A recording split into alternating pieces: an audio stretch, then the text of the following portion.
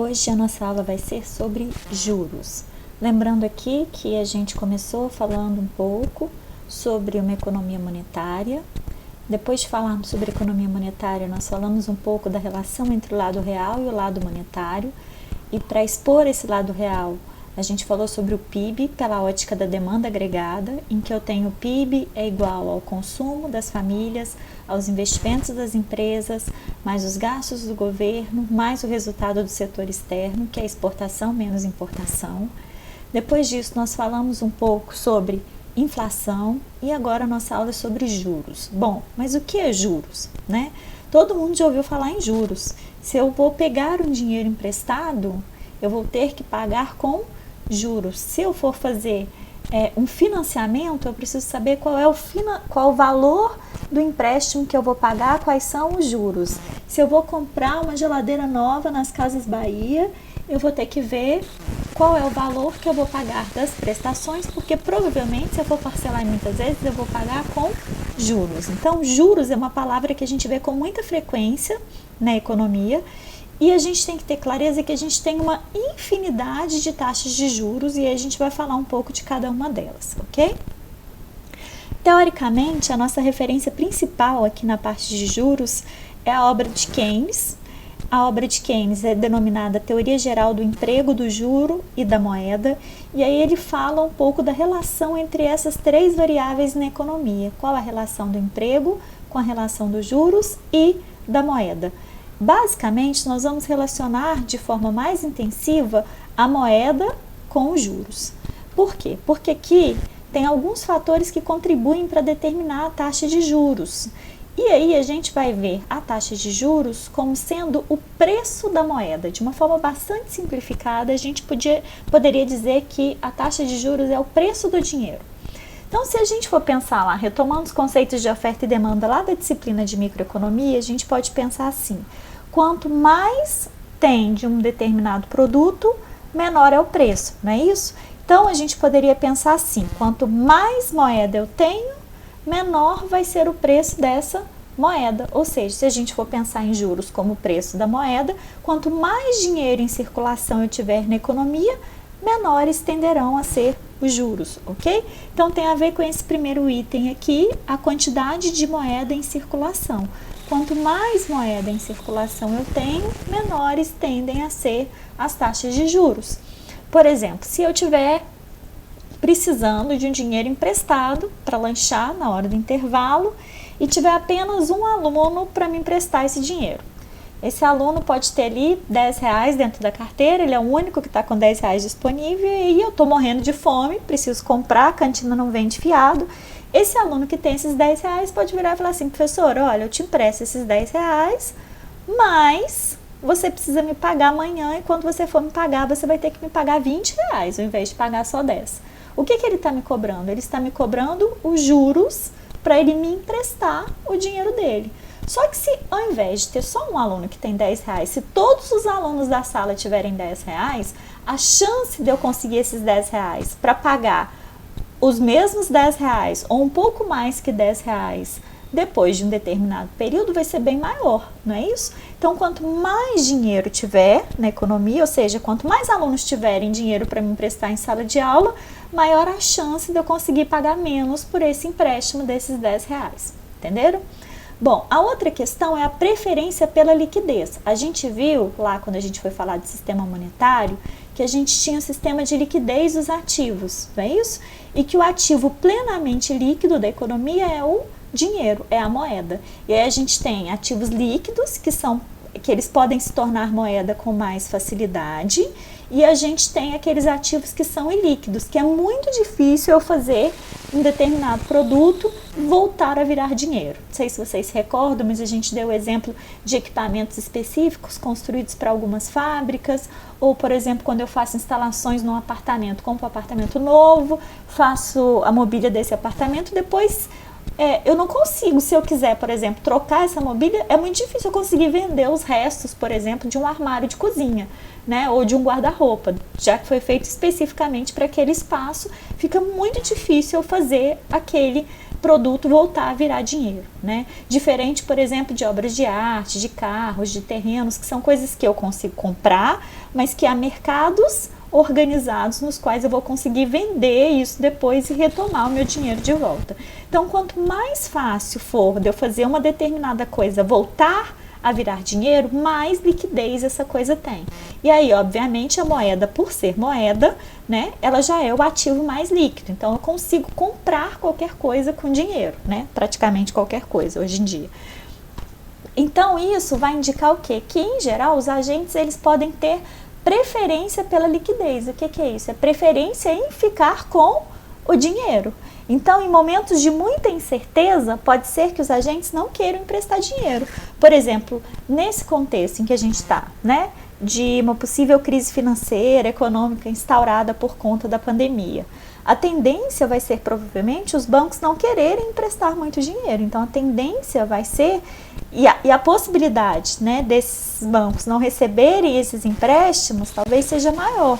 Então, esses bancos podem preferir a liquidez e podem preferir não emprestar. E aí, se eles forem emprestar, pode ser que eles queiram cobrar juros maiores pelo empréstimo, ok? Então, dois fatores aqui que contribuem para determinar os juros que a gente está chamando aqui de uma forma bastante simplificada de preço do dinheiro, ok?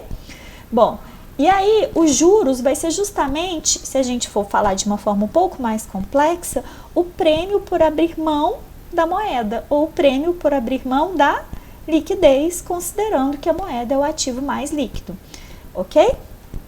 Aqui a gente tem um gráfico em que a gente tem a relação entre a quantidade de moeda em circulação, que eu estou representando por M, e a taxa de juros, que eu estou representando por I. A gente poderia relacionar, então, a quantidade de moeda aqui, a moeda, como quantidade de moeda aqui, ok? Então, eu tenho uma quantidade de moeda aqui, tenho uma quantidade de moeda maior aqui. E aí, aqui, no eixo vertical, eu tenho o preço, que é justamente a taxa de juros. Então, o que está me mostrando aqui? Quando eu tenho uma quantidade de moeda menor, o meu preço da moeda vai ser mais alto, a minha taxa de juros vai ser mais alta. À medida em que eu tenho o aumento da quantidade de moeda na economia, eu tenho uma redução na taxa de juros. Então, se eu tenho mais moeda, a minha taxa de juros cai. Então, nesse caso aqui, a quantidade de moeda e a taxa de juros são variáveis inversamente proporcionais, conceitos que a gente já aprendeu lá na disciplina de microeconomia, né? Quanto maior a quantidade de moeda, menor a taxa de juros, ok? Bom, e aí a gente tem uma infinidade de taxas de juros, mas a principal taxa de juros na economia é a taxa Selic. O que é Selic? É Sistema Especial de Liquidação e Custódia. A taxa Selic, ela é uma taxa que regula as operações diárias com os títulos públicos. O que são esses títulos públicos? De uma forma simplificada, títulos públicos são papéis emitidos pelo governo. Então, vamos pensar num exemplo bem simples, num paralelo bem simplificado para a gente conseguir entender. Eu tenho uma telecena, por exemplo, ok? Então, vou lá, nem sei se existe telecena, mas isso é da época da minha avó, mas enfim, pensem no título, como a telecena, né? Vou lá, compro o papelzinho lá da telecena, confiro lá no sorteio se eu ganhei ou se eu não ganhei, enfim, independente de ter ganhado ou não. Depois de um determinado período, eu vou lá e consigo resgatar uma parte desse dinheiro com jurozinhos, ok? Mais ou menos nesse esquema os títulos públicos. Então, eu vou lá, compro um papel do governo e o governo me remunera. Por quê? Porque ao comprar o título público, eu abri mão do meu dinheiro, abri mão da minha liquidez para pegar esse título, ok?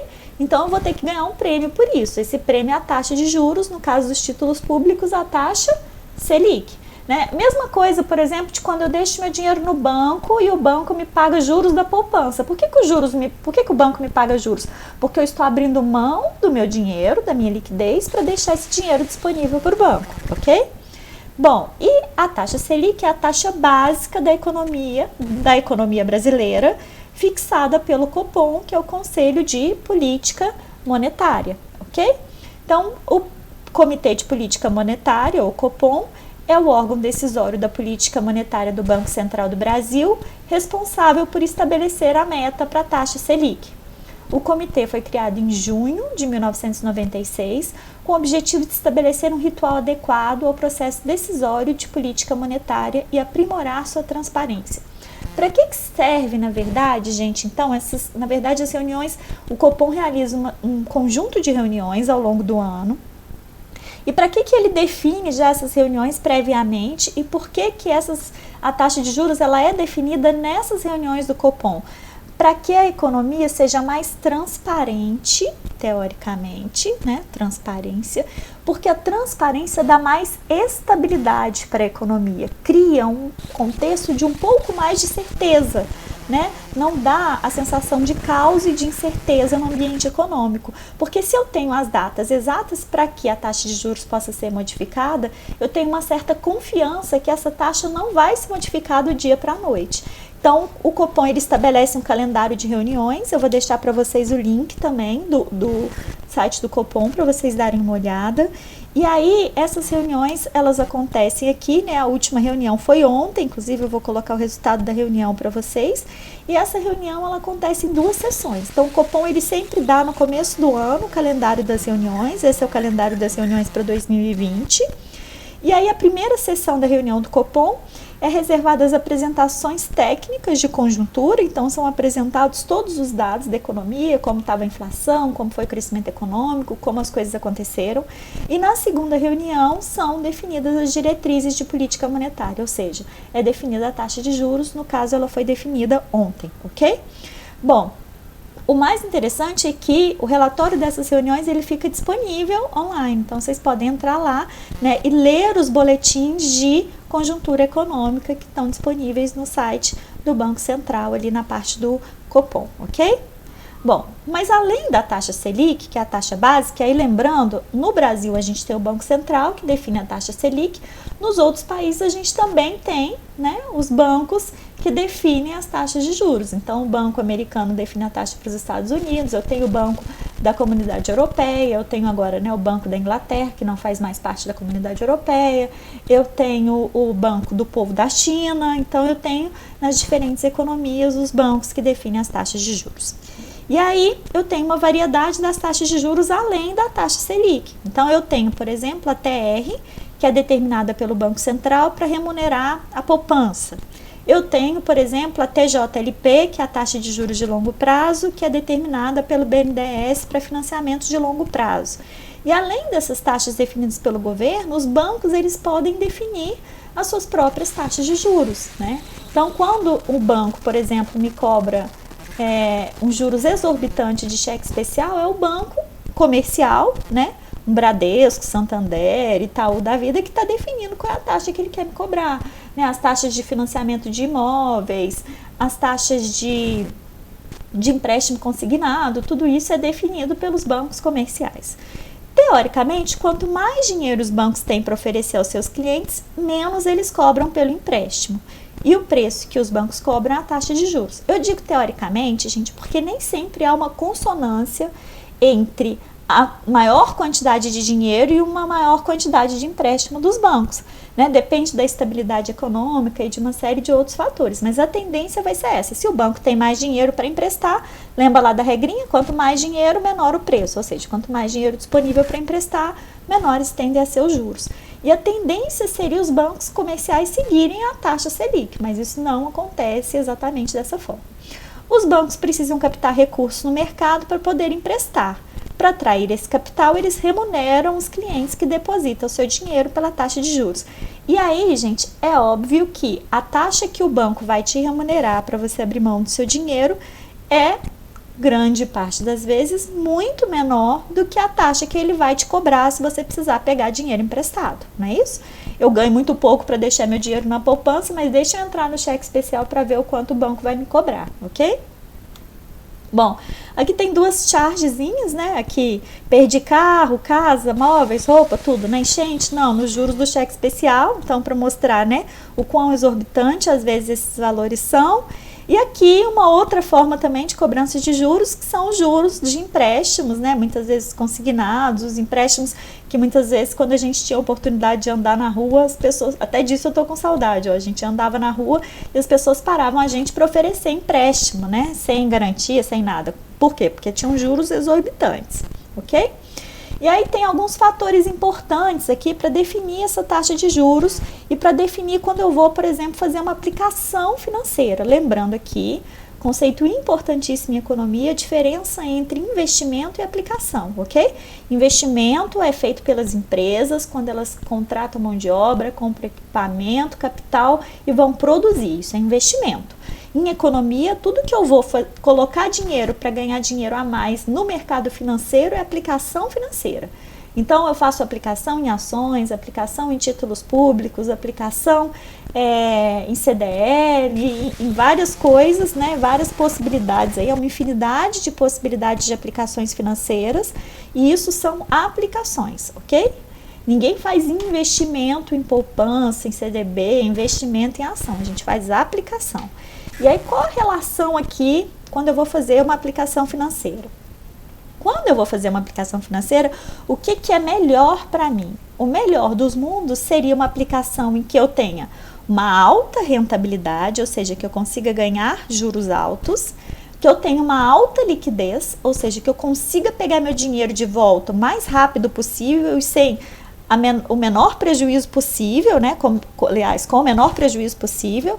Então, eu preciso ganhar muito dinheiro, conseguir recuperar meu dinheiro de forma rápida, ou seja, não pode ser uma aplicação que eu vou demorar tempo demais ou que tenha muitos requisitos para eu conseguir resgatar esse dinheiro e que de preferência tenha um pequeno risco, o menor risco possível de eu perder dinheiro nessa aplicação, ok?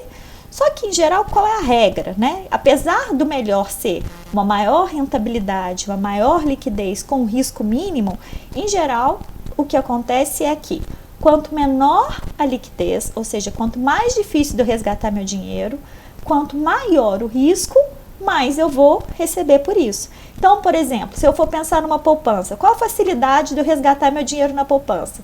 Pelo menos até que, né, não se tenha um contexto aí configurado de crise, de golpe ou tudo mais, eu tenho uma facilidade muito grande. Eu posso entrar, né, no meu internet banking e resgatar meu dinheiro na poupança, passar para a conta corrente, ou mesmo ir no banco e sacar meu dinheiro da poupança, ok? Então, nesse caso, eu tenho uma liquidez grande. Qual o risco de ficar sem meu dinheiro que está na poupança? Bom, estando tudo mais constante, risco nenhum, né? Praticamente nenhum. O máximo risco do banco quebrar. No Brasil é difícil bancos quebrarem, né? Porque o governo não socorre os pobres, mas socorre os bancos. Então, risco pequeno. E isso faz, então, com que eu tenha uma taxa de juros muito pequena para deixar meu dinheiro na poupança, ok? Então, no caso da poupança, eu tenho uma liquidez alta, um risco baixo e, por isso, meus juros são baixos. Se eu vou deixar o meu dinheiro, por exemplo, se eu vou fazer uma aplicação em ações, eu tenho uma menor liquidez. Por quê? Porque não é do dia para a noite que eu vou poder vender essas ações, especialmente se o preço delas estiver ruim. Eu tenho um alto risco, porque as ações podem cair do dia para a noite, e aí isso faz com que eu tenha uma rentabilidade, né, uma lucratividade maior nessa venda das ações. Lógico que ações não é exatamente juros, eu vou falar um pouco depois disso. A nossa ideia era que a gente tivesse uma palestra, né, sobre aplicações em ações, porque isso é um tema que interessa a todo mundo. Mas eu tenho alta rentabilidade em aplicação financeira em ações quando o mercado vai bem, né? Então, vamos supor que eu vou aplicar num daqueles títulos que eu compro lá no banco e eu só posso tirar o dinheiro depois de um ano. Por que esse título ele vale mais? Eu consigo ganhar um juros maior nesse título que eu só posso resgatar daqui a um ano? Porque a liquidez dele é menor, ou seja, porque eu tenho mais dificuldade, se eu tirar o dinheiro antes de um ano, eu perco dinheiro, não é isso? Então, como a liquidez é menor, eu tenho juros mais altos, ok? E aí a gente vai falar um pouco sobre o impacto da taxa de juros sobre os agentes econômicos, dando sequência no próximo vídeo.